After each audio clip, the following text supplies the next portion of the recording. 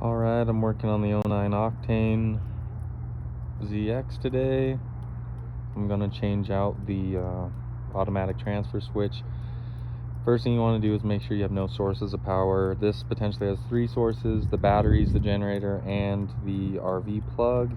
As you can see, it's unplugged there, generator's not running, and I've installed a battery disconnect. I like to make the disconnect right off the battery terminal, and I always do it off the negative, so the back side of the switch is never a hot positive.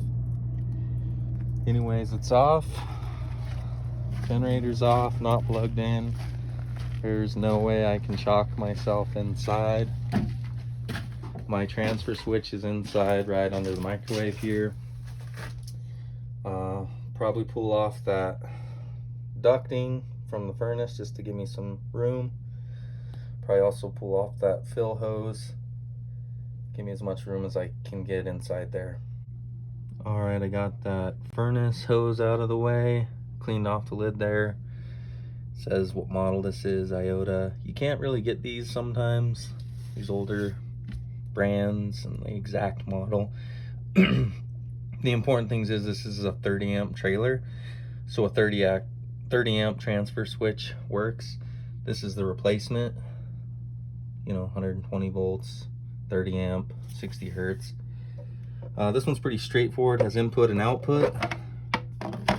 In here it's easily wired. Shore power, which is your RV plug, generator power. Then your output will be either side here. Looks like this one will be the easiest to come out either one of those ports.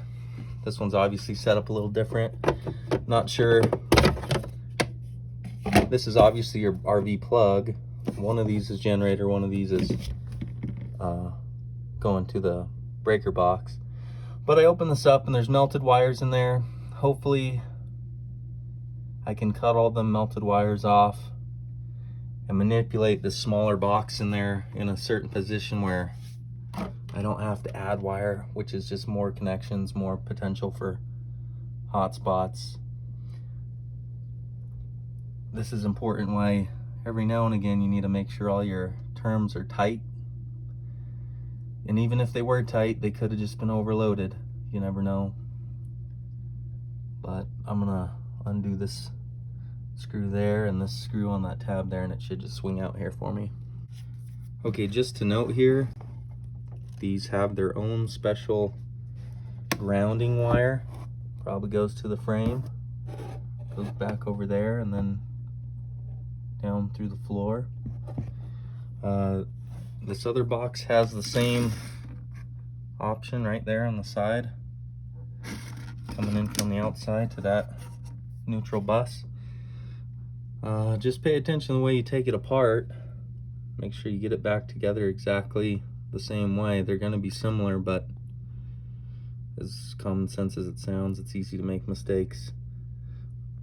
Okay, I got it pulled out a little further here and was inspecting it. Luckily on this one down here, see it's labeled generator, and over here it's labeled control panel. So those two orange wires, I just have to keep track of which one is which.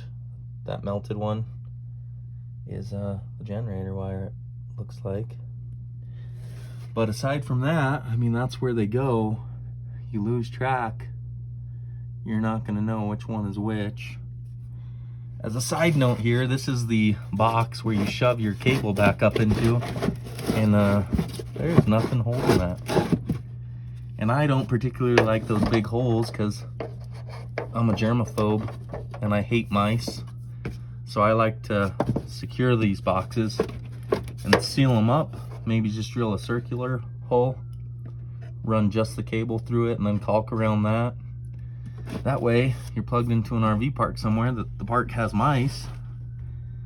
They can't just crawl up your electrical cord and ride into your trailer. Also, another thing I do on that subject is anywhere you have hoses and things that go underneath your trailer, I would do that expanding foam. And I got a little crazy on that one, but I can always cut the dry foam out. But in the last trailer I had, they would crawl up on top of my gray water tank and up those drain pipes, not inside but around where they come up through the floor, and those came up underneath my furnace, so I had to take the furnace out to spray foam where they were coming in. It was kind of a pain, but once I did that, I wasn't getting any more mice in my trailer. All right, I've got the output source to the control panel all hooked up, bent the wire around. Box is kind of where it's gonna sit. I'll have to wrestle those other two wires in there where it's at. I was looking closer at this old switch. The other side of the generator input is completely corroded away. There's literally no contact there. So there's my problem. I wasn't able to see this thing run off of its own power from the generator. The dealer said he saw it plugged in with the pedestal, which would have been here, and these seem fine. That's why he was able to see things work, but nothing works off the generator. Now, could I come in here, clean up all these terminals, put new wire in, and call it a day? Maybe. But personally, it's an $80 switch. Is saving $80 worth reusing something, melting, and, you know, taking the risk that I'm gonna have a fire in my trailer? Or do I just fix it right? And to me, that's an easy answer. Fix it right, replace the part. The dealership I bought it from, they spliced my fuel hose. This is metal tubing. This isn't even a PVC hose splice. And they did 2 of these in here. And to me, that's just poor quality, terrible work from a dealership. It's a $20 hose. For as cheap as that is, you just put one new solid piece in, ease of mind, never got to worry about it again. This could easily leak.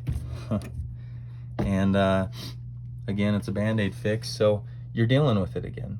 So when I fix things, I like to fix them in a way that they're as good or better than original, and know in my mind, probably never gonna have to mess with that part again.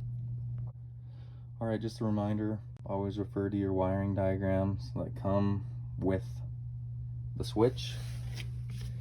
Even though it's marked shore power, generator power, you just want to double check everything.